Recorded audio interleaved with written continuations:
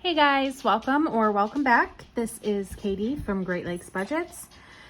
Last week, I put up a screen recording of the Excel worksheet that I use to track our current loans. And I wanted to actually go through it this way just to make it a little bit more visual. I don't know if people could really see the numbers I was talking about, and just so I can explain a little bit of what we have going on. So I will start with student loans. So I currently have 3 student loans. Ages and ages ago, or what feels like ages and ages ago, I got divorced. I got married at 18, and at 21 I got divorced. And I was at a place in my life where I had no idea who I was, what I wanted to be when I grew up. I had no compass in life. And the wise choice maker that I was, I decided I could find that choice in college. I could find that purpose in college. So I went to a 4-year university. I went for 3 semesters. And just after my 3rd semester, my dad had unexpected heart surgery. And I ended up being the person who did most of his care. And with that, I had to leave school. So that was awesome. And that left me with lots of student debt. I did not get a degree. Anyways, flash forward a few years later, and I decide, you know what? I really want to go back to school. I'm going to go to community college. I did 2 semesters at a community college, and then life again happened, and I again did not finish my degree. So that being said, I have $5,653 currently in student loans.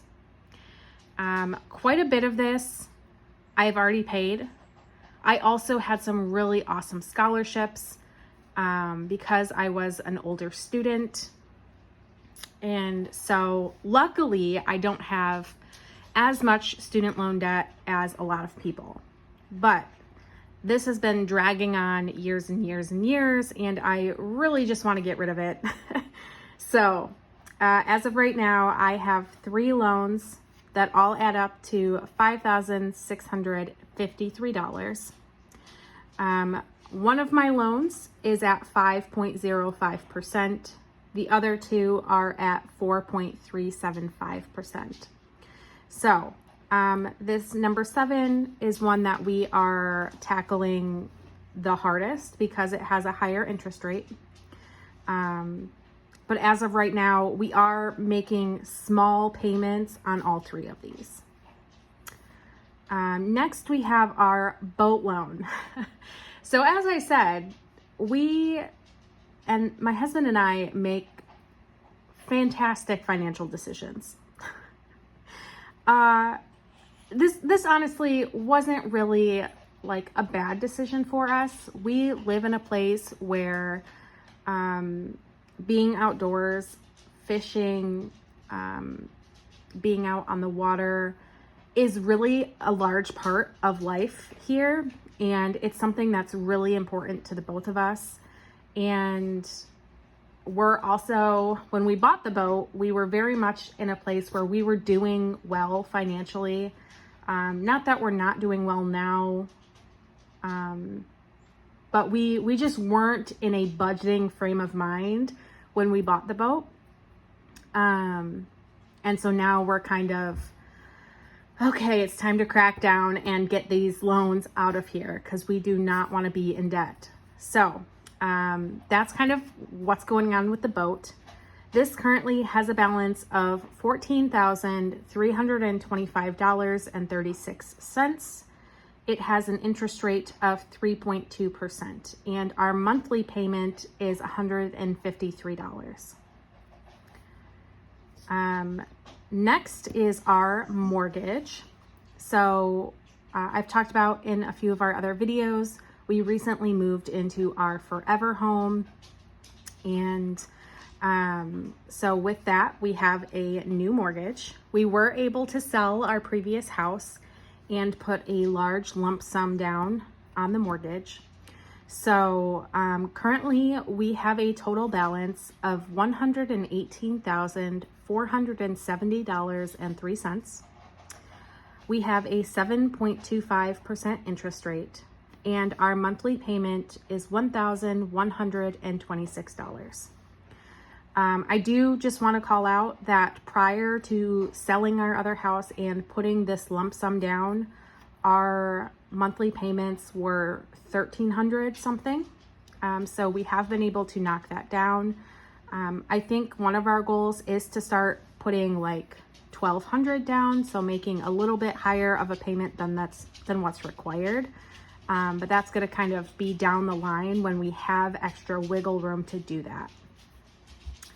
And then lastly, our most recent expense is our garage. So when we bought our house, it did not have a garage, which, you know, isn't a huge deal most of the time, but we do live in a place that gets pretty large amounts of snow, and we do have, you know, a boat. We have a really expensive lawnmower that we just paid off, and things that we want to keep safe from the weather.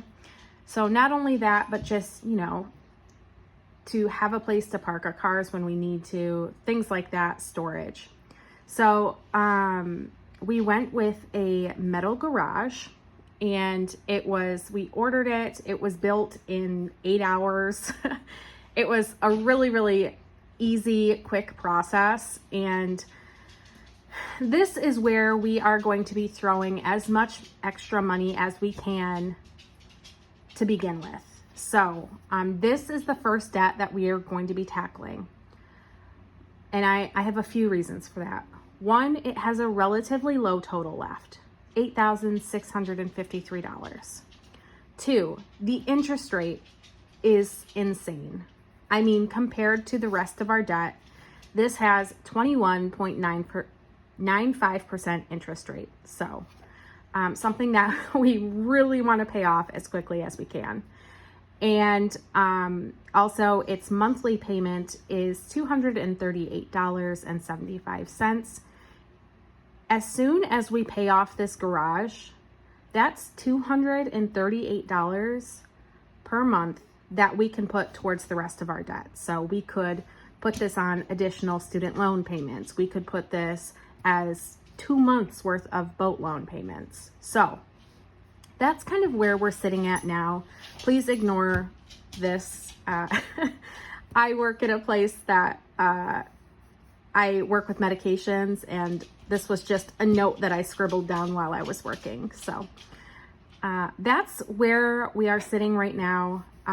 Our total sum of our debt at today's date is $147,102.64.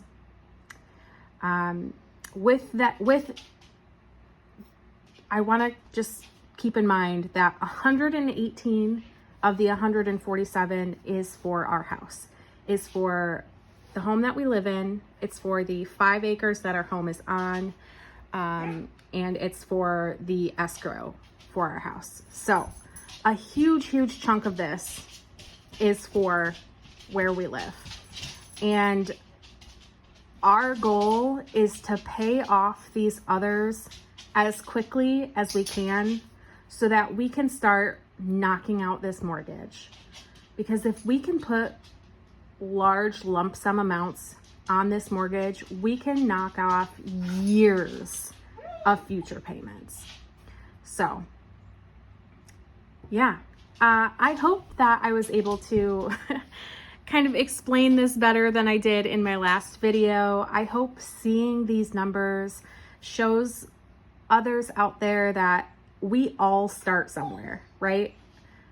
When we're living this budgeting lifestyle, it's because a lot of us have gotten to a point in our lives where things just aren't working for us. Whatever financial